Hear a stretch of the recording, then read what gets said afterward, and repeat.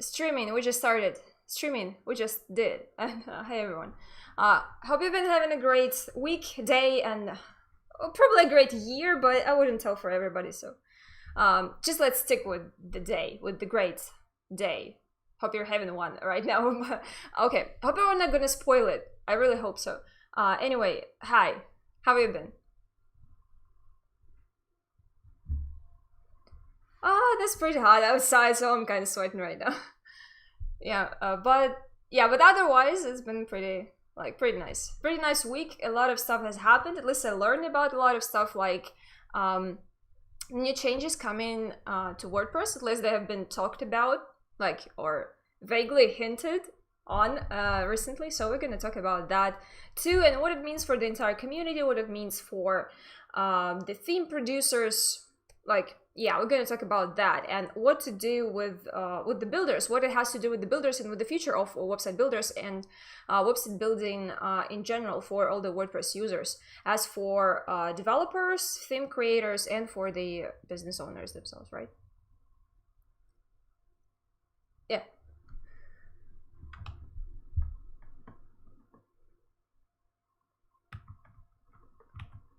Ouch.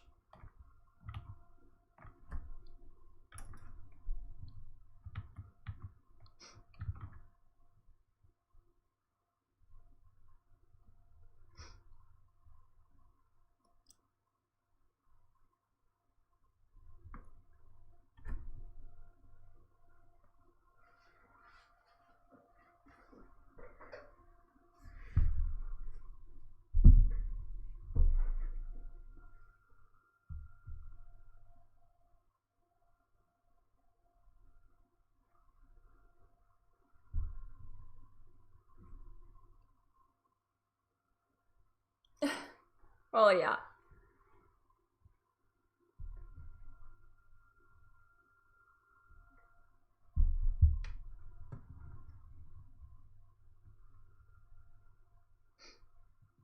Like, it still keeps growing, which is really great about it. We just talked about it in the previous stream. Sorry, yeah, like, so entitled thing.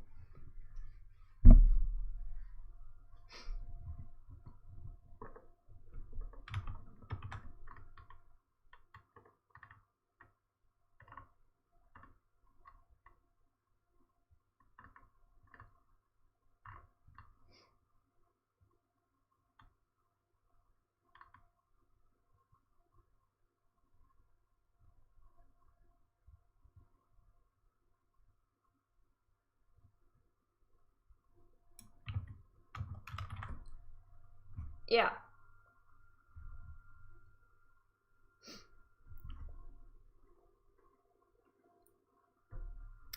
All right.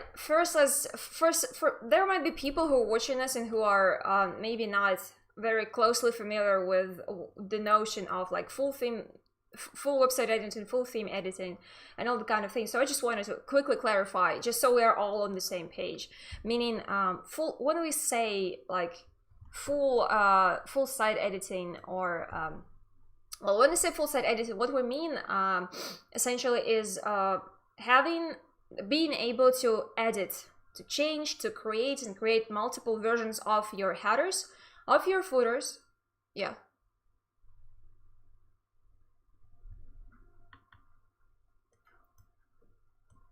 All right. Yours or mine? All right. Then trying to run a quick checkup. It might be. There is a probability that the audio has just appeared, so you guys please check it. And thank you so much for pointing this out, because yeah, there was a problem, like, on my side. Yeah. That was a mistake on my part. I'm sorry, but that's good to figure this out that early on the 4 minutes in the stream. I mean, we'll have to figure this out later. Anyway, so. Yeah, so getting back to our topic. Where have we been with that thing? Oh god, that was awkward. Yeah, sorry guys, you had to bear with us for 4.5 minutes with no audio. Yeah, probably with only my audio, I'm not sure, but it seemed like your audio was off, but for some reason, it's just like software. Really? Okay, yeah. The software lets us down sometimes. Okay. So what we're talking about is what full site editing is. Yeah, it's the ability to edit your headers, your footers, and the ability to edit your archive pages, which, you know, like your blog post page, if you are able to change the look of it or not. Also your single post pages, so the look of the page where people will be reading your post if you're running a blog, right? And it's even more complex and even more sophisticated for more complex websites if we're talking online stores, but it's a completely different territory. Now we're going to stick to the definition of full site editing, which is headers, footers, archive templates, and single page templates, right, for your blog post. This is pretty much that. You could say, oh hey, in WordPress we also have the customizer where you can kind of change some stuff up in your header and your footer, but let's just all agree that this is not enough to build something that is well, okay, with the native WordPress tools, like on the clean WordPress installation, the native tools in the customizer did not give you they often do not give you the options that would be enough to satisfy all of your creative needs, right? Very often. This is why WordPress theme exists, not only because you know, like you need a designer to throw together some beautiful pictures, some fonts, and some colors. Not only for that, there's also a huge chunk of work for a developer to build the theme, to put this all up together and make all of the parts work in union, work together. And it was a huge chunk of work to do, to make it look good and to make it functional and to make it easily editable for the end user who is going to buy this theme and put it on their hosting and on their WordPress installation, right? So this is now where we are at. We're now having huge marketplaces, ourselves included, right? A huge market for the marketplaces where people are selling and buying themes on various platforms, right? This is where we're at right now. People are selling and buying templates to make their WordPress websites look good, because there is no, at least there hasn't been a tool built in WordPress to give the ability to the end users to create it themselves, right? And because not everyone wants or has the time to dig in the code and to make it well, to make it work and to make it look great, you need a lot of experience. So, but now we seem to be moving towards a very big change in that and how the things are right now. And you've asked me, like right before we discovered there was a problem with the audio, you asked me what I think about the change that it is probably about to happen like pretty soon, right? And it's also like written about in this article, and we hope that you guys have opened this article also. Maybe you also like skimmed through it and you had a look at it yourself. The thing is that it seems like WordPress, with the introduction of Gutenberg, as clunky as it was at first, now they're improving it and they're really putting a lot of hopes into it, into having their own built-in native builder. So people will rely on the third-party extensions, add-ons, and plugins less and less. And also they seem to be moving towards like a all-in-one solution. Like they want this builder, or at least this builder accompanied with a couple other tools, they want it all to be a like one key solution to all of your problems as a website creator, right? So they want you to be able to edit headers, edit footers, edit your blog pages, everything. Pretty much here in the website they compare it to Wix or Squarespace. Not necessarily, you could compare it, like to make the comparison a little bit you know, closer to the WordPress world, I would say like maybe it's something closer that Elementor has right now, meaning the Elementor Pro subscription. I'm not talking the free version, because in the free version it's pretty much like a page builder, but if you subscribe to the Pro version, you get the access to the theme builder, so-called theme builder functionality, right? You guys are familiar with Elementor, and since you're watching this live stream, probably you're familiar with Elementor because we've been doing a lot of Elementor tutorials over past couple of years, I guess. Because they've been a revolutionary tool for the entire WordPress community. And the thing is that it seems like WordPress are moving towards the same goal that Elementor has managed to achieve, to become a solution where you have everything in one place, where you have all the design solutions in Elementor. You can build a page just by moving blocks, you can make it look great, you can add animations, you could and you can also access the parts of the website that are not accessible for a regular like page builder. You can edit headers, you can edit footers, you can change archive templates and all of that great stuff. So, What do you think? Like how the advance of this full page block editor will influence the themes? Like, will it change the nature of the themes or how they work, or maybe they will ditch some elements like functionality that is now present there, like in the most themes, the majority of themes that are popular among WordPress users? Okay, my opinion, right? Like, Yeah, yeah, not claiming to absolutely. be any kind of expert, seriously, but just my opinion, like as a bystander, and like just, like by observing all of the things that are happening and observing the market, being in the place where we're at right now in terms of our position as a company on the market, being like a marketplace, one of the biggest on the market with the biggest inventory of products, and with one of the biggest client bases right there, right? Yeah, Being in that position, we can see and observe a lot of things and changes from a little different perspective than just like a regular user, maybe. So what I can say, how I see it is, I think that of course, well, we're gonna have a look and talk about and discuss what experts think about this a little bit later today. But my opinion is that, well, things didn't never change overnight. Like, right, there's never like a new tool comes out and everyone just like at a snap switches to this tool and forgets everything yeah, they've been doing before. Sometimes it does happen, but not always. Like when new iPhone comes out, like all the people throw away their old iPhones in the rush to buy a new one. But this is not the case really with the websites. Because why? Because the people who already have existing websites existing and based on a certain template or a certain platform built with a certain set of plugins, you know, on WordPress, you always 100% of the time you rely on 100 of plugins to yeah. power up your website. It can be security plugins, can be SEO plugins. By the way, WordPress is aiming to bring in their own SEO solution just so people don't have to. Yeah, they just want to make all the plugin developers broke. I know what they want to be doing, but still. Being serious, I just think that well, this is this is where we're at right now. People are buying themes, buying plugins, and they're putting all together on WordPress, and it's not going to change overnight because people who already have websites built on a certain framework, on a certain set of plugins, on a certain theme, they will keep supporting this kind of thing for a while it works, but.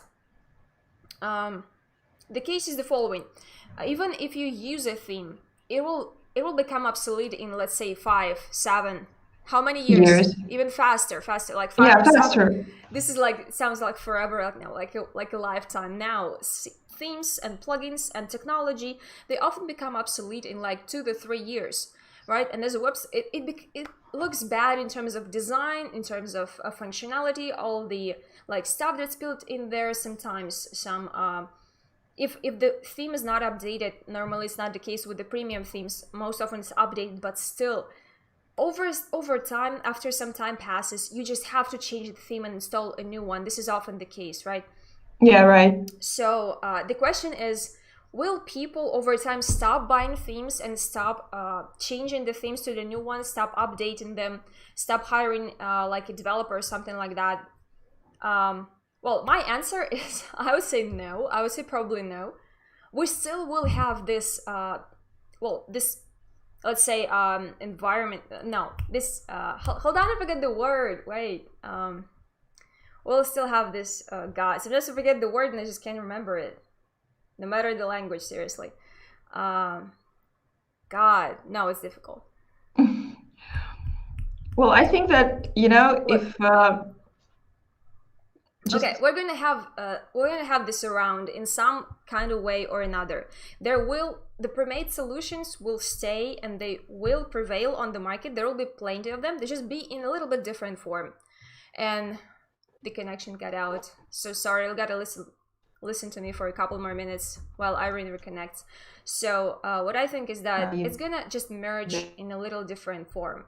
It's gonna change. It's gonna be different, but there still will be pre-made solutions. There still will exist, even if WordPress will build in some sort of native all-in-one tool inside. There still will be people who will want to, just hand it over to someone else and have them do all the work just because they're busy with other things. Especially it's the case with business owners. As a business owner, you don't want to be like, you know, Jack wearing all the hats. You know, okay, there are 3 of us right now. Can you please like turn off the first Irene so the second Irene can take the place right there in the little corner? Okay, is it also frozen? Okay, now it's funny right now.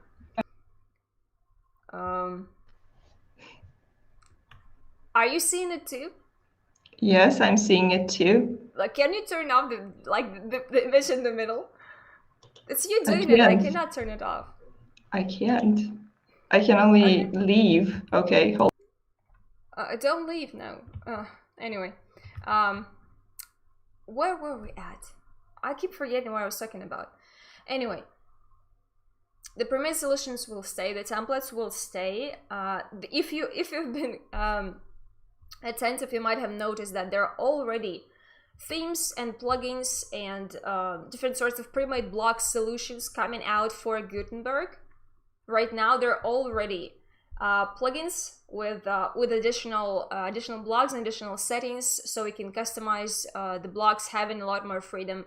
And there are also like pre-made templates, pre-made websites, like website templates for Gutenberg, built for Gutenberg, and they're selling quite well, and they already exist in the market. I've just been saying that for Gutenberg, there are already themes and plugins and pre-made blocks and tons of stuff already. So that the technology changes doesn't mean that everything else will disappear like in at a snap, like in a snap. Yeah, of course. It doesn't mean that you know, no one will ever need themes now, because you can build websites yourself. It is getting easier. It is getting easier and easier, and you might have noticed a drastic shift in in this entire industry when the things like Wix, Squarespace, how many more are there? When they started becoming popular, especially among small business owners, you have already noticed a huge shift. And if you look closely, you will notice that the changes never stop, right? And all of these smaller events, like introduction of like a builder like Wix, introduction of Squarespace, then of Gutenberg, of Elementor, all of that adds up, and it creates a certain, but it doesn't happen overnight. Things change, people adapt, industry adapts, and if you are attentive enough, if you're invested in the industry enough, if you're invested in this world enough, if you're observant, you can notice these things beforehand, and you can change together with the world around you. You can follow these changes, and you can predict these changes very often, and you can kind of go with the flow, and you can be where the changes are, so you do not miss out on anything, and you always stay on top in the industry in terms of your skill, in terms of your business model, in terms of your like everything that you're doing with your skills in your business. I have actually, but actually I have another, like the last question on this thing, because as you're more experienced than me in WordPress and editing websites, you know, customizing them, I just wanted to ask, like, what do you think? How will full site editing influence the learning curve? How will it impact? So will it make it easier or not for users who are not really into WordPress and they're just starting out? You know, they want to build their website, but they don't know anything about WordPress. Okay. Look, this is pretty obvious. Come on. Okay, so let's compare it to something very simple. Like, imagine you've used let's say Photoshop and stuff like that. It's not that hard. It's pretty intuitive, but you need some time to wrap your head around it and be able to do some super cool things, super customized things, dive really deep into settings and create something incredible, right? You need some time just to get around it. This is the first thing. And also you have things like Canva. Not promoting or anything, it's not a sponsored video in any way. But I understand what you're sort of like an analogy, right? So my point is, when everything when the tool is ridiculously simple, very often it gives you limited amount of customization, limited amount of things you can change, a limited amount of things you can adjust. All it means that the simpler the tool is, the less it gives you, the less it allows you to do, right? Absolutely. The simpler result, the simpler the tools and settings are, the simpler the result will be that you're allowed to achieve with this tool. This is just that. The learning curve will be like, haven't seen how the themes are built with the code from scratch, and also haven't used Elementor theme builder and license theme builder, I can tell that the difference, well, there's the world of difference. Of course there's the world of difference, but having Elementor and having like maybe some add-ons and some plugins that allow you to expand the abilities of Elementor, even the pro version of Elementor, you can achieve a lot. And for most people, this will be just enough. This will be just enough to build something that looks good, feels good, runs fast, and loads fast, and is animated, and well, pretty much. So it also depends on your demands, like what kind of vision you have. Yeah.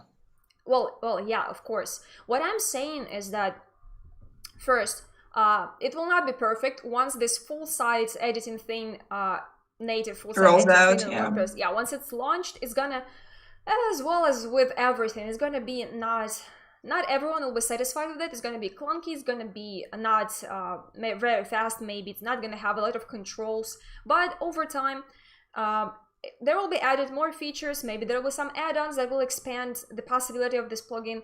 And also people will learn how to use it. And there will be a ton of tutorials. I'm pretty sure there are, well, maybe we will of course. Maybe we will have an entire playlist devoted to this. If you guys are interested, we could compare. Once this thing rolls out, we could like roll out a couple of videos comparing what the Gutenberg can do at this particular stage and like in what to expect in the future.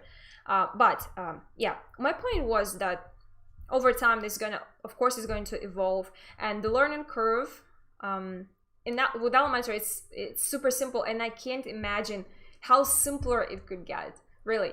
So the learning curve, there will be like look. This is extremely easy to get used to start working with. There are tons of tutorials. So yes, that will be easy. And the entry level skill that you will need to have is super low. You just need to watch a couple tutorials and you can start playing around. Maybe you will not, like launch a new website in a day, but there is a very comfortable place to get you started. Okay. I think we should, we've discussed this pretty comprehensively, so we should without switch. Audio, so so we should switch to the next topic, which is how to find web design clients. And this is not the universal. Is this another article? Yeah, that's another article. Hold on. Yeah. I'm sending you the link. I have it. Okay, good. Just in case. ONL. Yeah. This website for the first time. Well, actually, this article seemed interesting to me because, it sort of gives, sums up and gives general advice for designers, like where they can get clients and also reach out to them. So it's sort of a crossover between the design and marketing, like a little bit of marketing, because, as we always say, you have to be a bit of social media marketer and a marketer to be able to promote yourself as a professional today. Like, that's the reality we're facing. Of course, not everybody is fond of this, and of course not everybody likes doing this, but the reality is that you have to be able to talk about how good you are in the profession that you've chosen to be able to get new clients. And so, this article, this is sort of, I could say it's a part of our education category where we sometimes recommend you to read or to view some online courses or maybe some useful articles. And in this article, you can find advice on how to write proposals and send out proposals. And actually, it has the links to the job boards for popular job boards for designers where they can get jobs. Like maybe these are freelance job boards and not so generally freelance. Yeah. I don't recommend people per hour. People say there is extremely low rates, like super low. Okay. Well, normally. Thanks.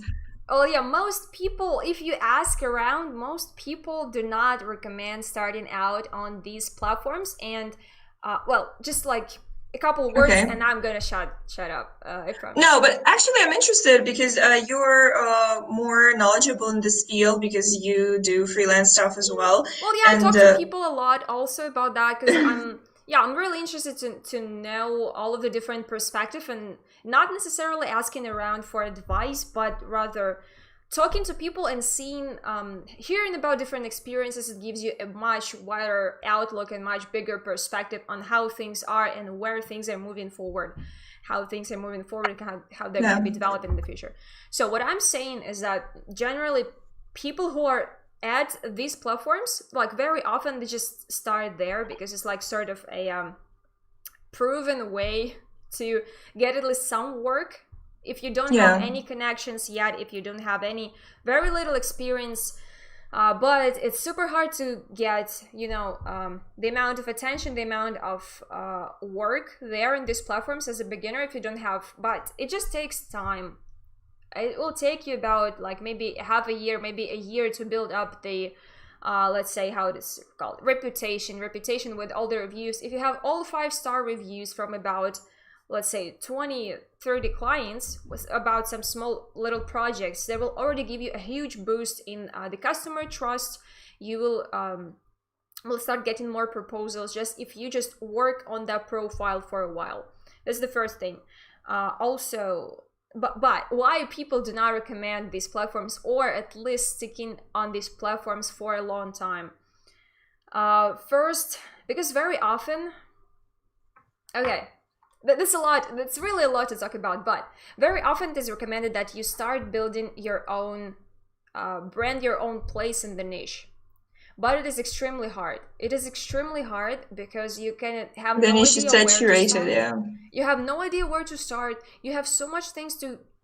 It all feels like it's really a lot because you want to do everything. You want to be on Instagram, you want to be on Behance, you want to be on YouTube, you want to have your own website, which you don't often need, at least as a starter. When you have like a couple of works in your portfolio, very often maybe it's not the time yet. Maybe wait a couple months, maybe half a year, and you're gonna get there, and there will be you'll build up some confidence and you feel better about starting your website, and you will actually have something to put there on the portfolio page. But people do not recommend these platforms because very often, as I see it, it doesn't allow you to build that personal connection with the clients and have them refer you to others. Well, very often, probably for most people, the most reliable way of getting new clients is most often is referrals. It's either referrals, which is a very old school way, an extremely old school way, but it always works. Word of mouth. Yeah. It always works. Is 100% proven way. If you do good work, it will come back to you in some way or another. The second, probably the most preferred way, but it is really like a very long run to get any results out of it, is content marketing. But people suggest doing content marketing, but as a young creator, when you just busy all the time trying to make a buck and trying to earn your living, right, you just don't have time for that. You don't have time on writing articles, posting on Instagram like 3 times a week. Really, very often it's not an option. But if you start small, after some time you will see that it also brings you some results. Just what is suggested is try and put your work out there, and you will start getting some sort of result. You will start getting some occasional messages on Behance. You will start getting DMs on Instagram asking like, oh, it looks cool, how do you do that, or something like that. Like any kind of attention that you like bring upon yourself by posting your work out there will come back to you in some way. Also, about these platforms, first, hold on, I lost where I was. Shoot. Hold on. I just want to get back to it. Upwork. First, they take commissions. And the commission is different depending on, well, there are different sort of rates, and they differ depending on if you're working with this client for the first time, or if it's your second contract, if it's your third contract, if you made already a certain amount of money on the platform. It is different for every platform. They have their own policies and their own like pricing policies, right? It's not recommended. First, they're stealing your money. Because you see one price tag, but once you've completed the job, once you've completed the contract, you see that there's like a cut in 20, 10%, 5%. There's a cut, which is a problem. So the client is paying you only a certain percent, not the full sum, but a certain percent. Also, there is, okay, look, some people really do succeed on these platforms. They put years in their they built their profiles, everything like that. But you can also hear a number of stories where people complain, oh, I've been banned with no reasons, or also I wasn't allowed to withdraw my money from my, how is it called, from the money Wallet, storage and the yeah. profile, right? I wasn't allowed to withdraw, or this problem, or there was that problem. Also, the competition, the rivalry, constant prices dumping, you know, from Yeah. new people, from newcomers that are just starting on the platform, and they're willing to really set lower prices. Not because To they're get doing orders, this on purpose. yeah. They're not doing this on purpose. This is a great way to start, to do work really for, you know, you cannot provide a super high quality. This is why you're realistically, right? You're Yeah. realistically estimating how much you deserve for this kind of work. And this is okay, this is normal. But this creates a problem. This often creates a problem because clients might go to... looking for some quality work, they might go to a freelancer who will do this work for cheaper, but they will expect different results probably. I don't know. But also, this is another problem, like competition. I have a question. Like, one of the methods named in this article, the first one is sending out proposals. Like, do you think this is really effective? And how does outreach actually influence your success in getting new clients? Like, should an artist or a designer do that? Should they waste their time on doing that? Or maybe they should use just more generalized methods, like you said, social media and building their personal brand to get people, contact them, like, and vice versa? Depends where you're sending them. It really does depend on where you're sending them and what is your purpose and how you structure it and how you approach this entire process. Well, the short answer will be yes, it can be effective. It can be effective when you are first intentional about it, when you're consistent about it, and when you're smart about it. First, being intentional is knowing where to look for clients, how to find them, knowing that this client is really like kind of belongs to my league. Of course, you will not contact like Apple and say, hey, I want to make business cards for you. Of course, you'll not be doing that. So you gotta be smart about it and know if there are small businesses, reach out to them and say like, hey, do not say like, your website is ugly, I could make a better one. Do not say that. Of course, it's obvious, but you get the idea. You know how to reach out to them, how to get to know them.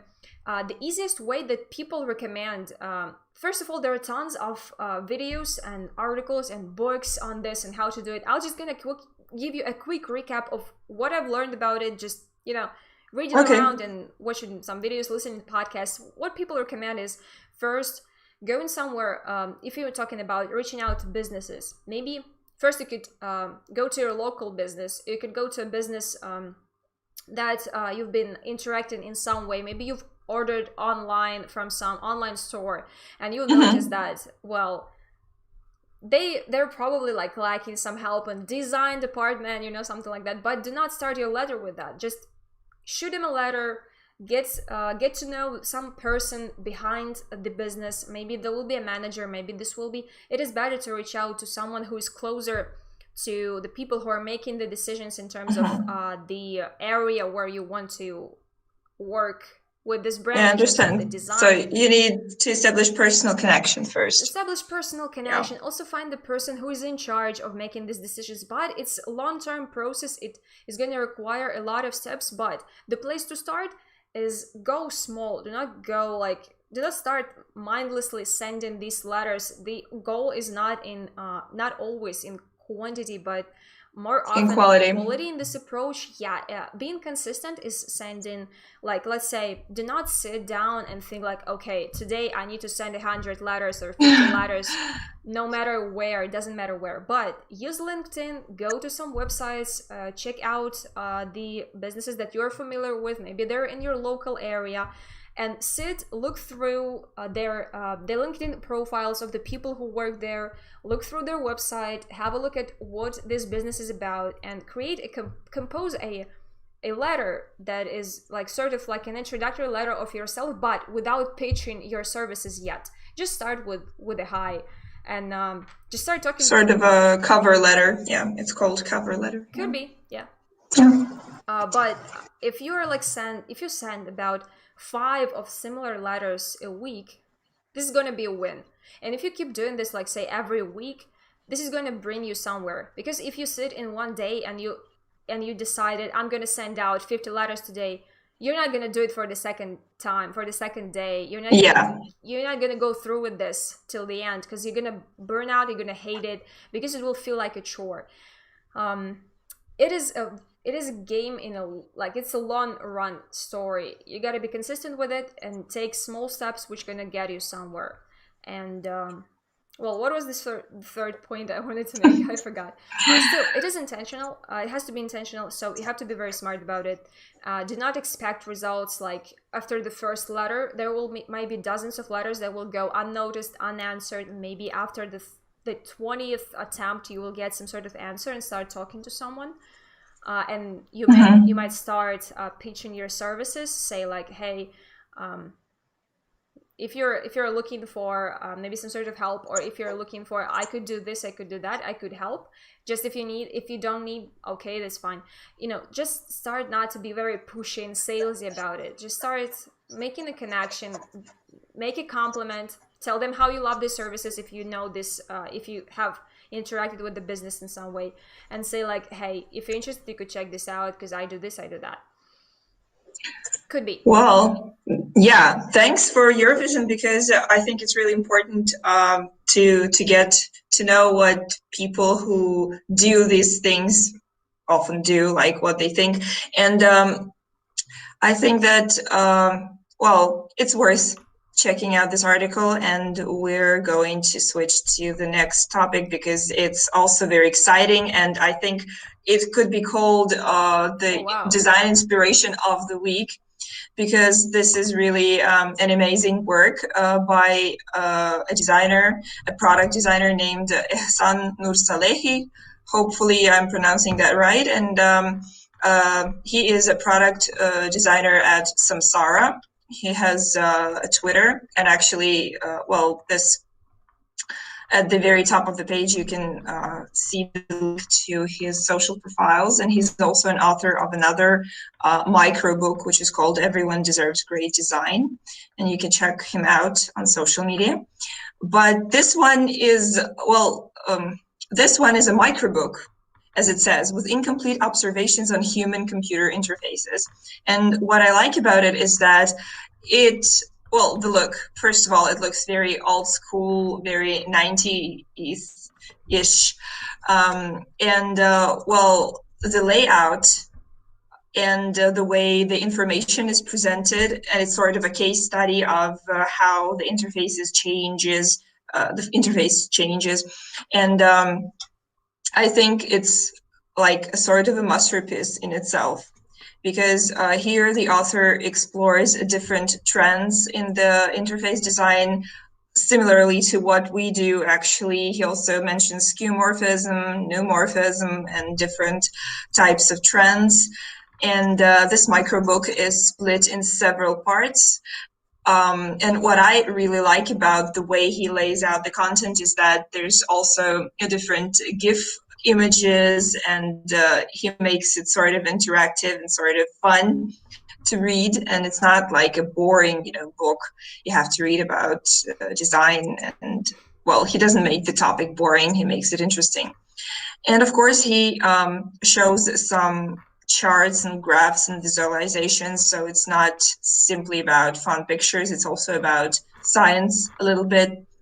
And I suggest that everyone who cares about interface design and product design should check out this one, because it really shows how this area has evolved over the years, like over the past, decade or maybe 2 decades. And it's beautiful. I think this is one of the best finds on the internet so far that I've seen in the past several months maybe. when I was looking for inspiration for our videos on trends and web design. So what do you think about it? Like, what can you say about the information layout, and do you like the style, the look? First, you mentioned an interesting point while talking about, well, describing how this website looks. You mentioned something like, this is not a boring way to read about design because of how it is structured, with pictures, with GIFs, with some text, with schemes, with screenshots, references, and ton of these things. And one thing I wanted to point out that it's kind of related to the topic, which what this website is about, is that in the future, I really do see this kind of information presentation as a future of education.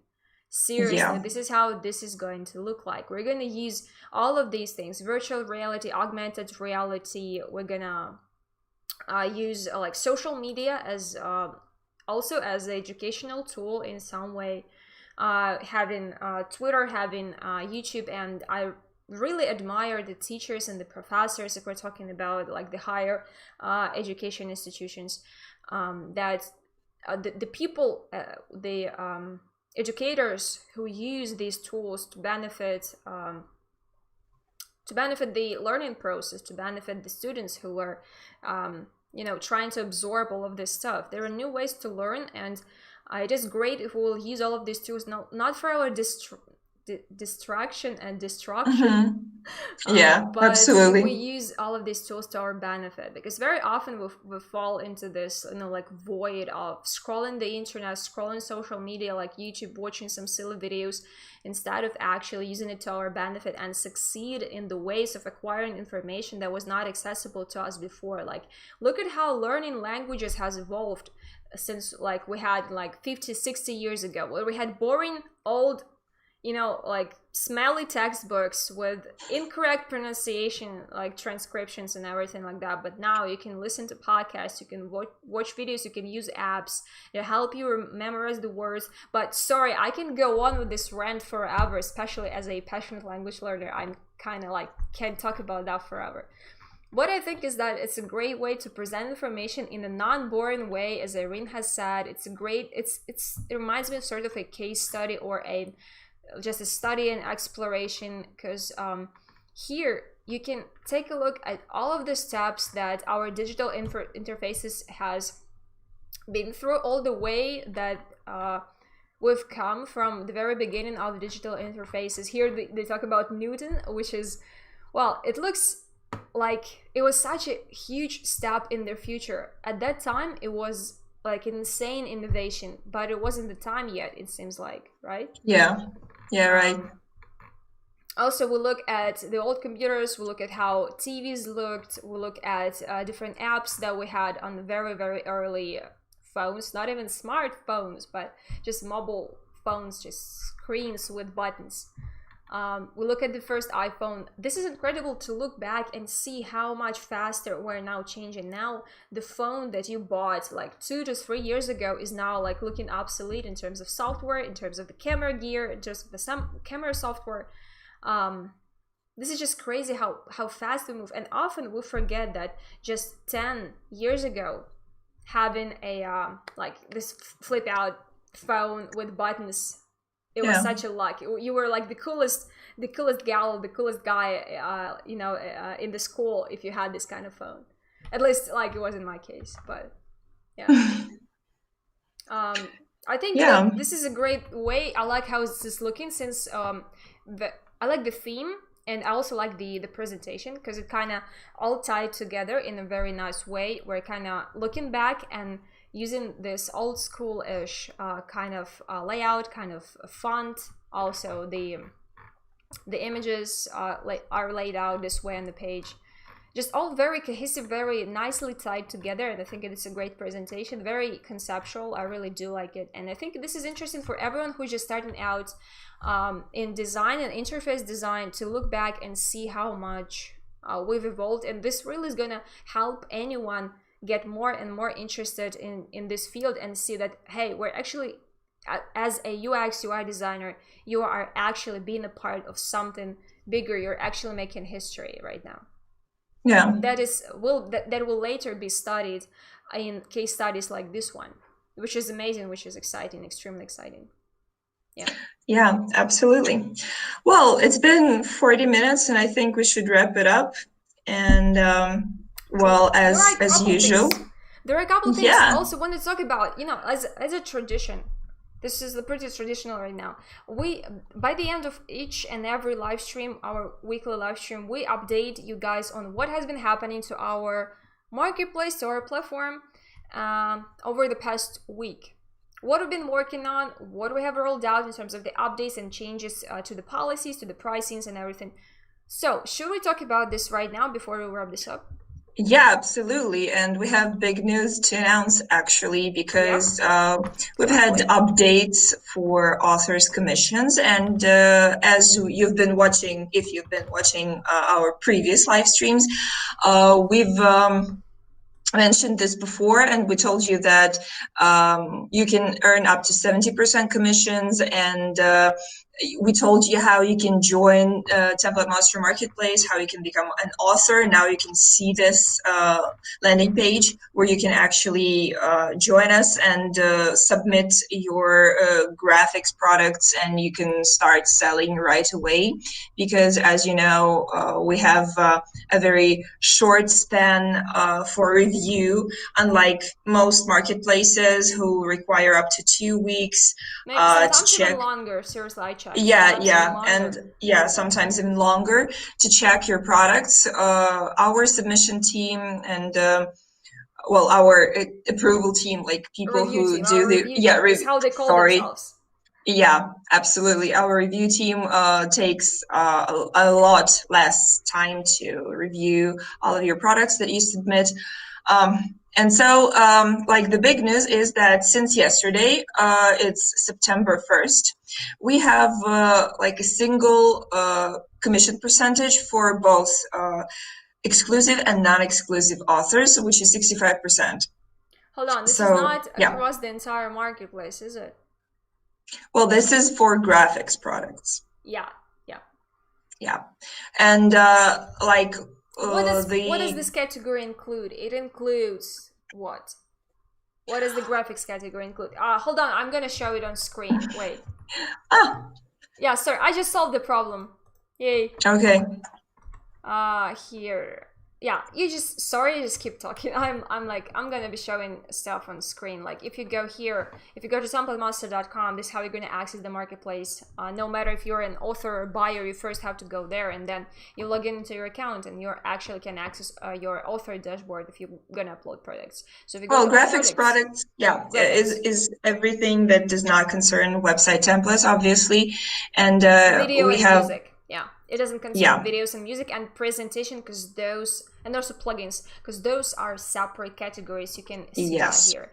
But graphics include illustrations, fonts, icons, patterns, vectors, product mockups, magazine mockups, logos, resume templates. What else? A ton of stuff. Social media banners, animated banners, all of that, all kind of things. But animated banners, meaning HTML banners that you can use for ad campaigns outside of your website. We're not talking After Effects templates, because those are also their own separate category right there. Sorry, you keep going. I just wanted to clarify this little point there. And actually there's going to be an update on authors commissions for authors who sell templates as well. And we're going to announce this, I guess, a bit later, because we don't have the final subscription plan for this, like the pricing plan, the pricing commission yet. But this is going to happen soon, I guess, starting next week. We can announce the information, and you can check out Monster Post, which is our Template Monster blog, where we post all of these updates and write all of the details about the commissions and how you can join TemplateMonster Marketplace, and which amounts of money you can earn by joining our marketplace. So I suggest that you should check out TemplateMonster.com, and also we've had changes in our one subscription. As you may or may not know, we've introduced the creative tariff, or creative subscription, as we call it. Oh, yeah. I'm gonna show it. Also, a quick note. You've probably heard it before, probably heard us talk about it when we mentioned that TemplateMonster was slowly transitioning towards author-driven pricing policy. Yeah.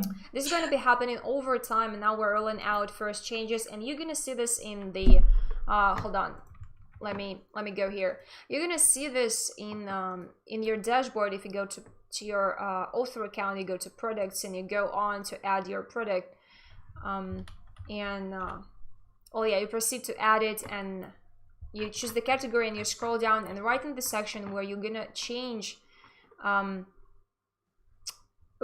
the price, this field will look a little different. You will have the recommended price, but the price range will be different. It will be not entirely gone, at least not yet, but it's going to change, and the price range will be a lot more flexible, so it reflects your needs and desires in terms of how the pricing is going to look like. So we're moving, it will be introduced into different categories one by one, right? First, it'll be rolled out for the graphics category. Am I right? This is what we've been given in terms of information. That's right. Yeah, and the next time we'll talk about the commission plans for templates. Yeah. Well, okay. About that next time when we'll have a more final information on that. But now just a quick announcement for you to get you guys excited that we as a marketplace will be moving towards setting the author-driven pricing policy. So one and creative plan. What is it and why is it different from all the other plans? It's pretty self-explanatory, but still. Well, one creative plan includes design and graphic assets and presentation templates. So this is very convenient for people who are not aiming to buy WordPress themes or any other CMS themes. And it also includes unlimited number of projects and 1 year of technical support. And by purchasing one creative subscription, you can purchase it for $82 a year, which is a one-time yearly payment, and $6.80 a month, which is sort of what it will cost you if you break this sum for months, is like the months of the year. Yeah, if you break it into monthly payments, then it's going to be only $6.80 per month. Yeah. So actually, I think we don't have any much updates. Oh, well, yeah. So just guys, stay tuned for more news. For now, there will be a lot of changes, not as much for the buyer side of the marketplace audience, but for the authors. There's going to be a lot of changes rolling out in terms of what? In terms of author commissions, in terms of pricing, in terms of hold on, what was it? What also was it?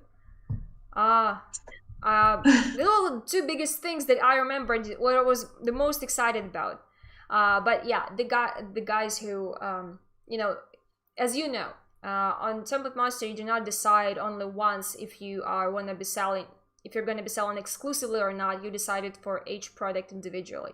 So this is gonna stay the same. This is not gonna change, but there's gonna be changes to the way your commission is counted. So as you know, there's a certain sort of a ladder, and you go up this ladder, and your commissions also grow. So the more you sell with the marketplace, the bigger your commission will get. And we'll also talk about that in detail when we have the final approved information on that and what we can talk about. And we'll also show you numbers. So there will be a discussion about that too, right? Yeah, absolutely. Okay, I think that's it for today. And thank you for being here with us. Hope you have a nice week, the rest of the week. and we'll see you soon. We'll see you next time in our next live stream. Yeah, thank you for joining in. Hope you also drop by next week. The same time, the same place. Like, see ya. Have a great week. See ya. Bye.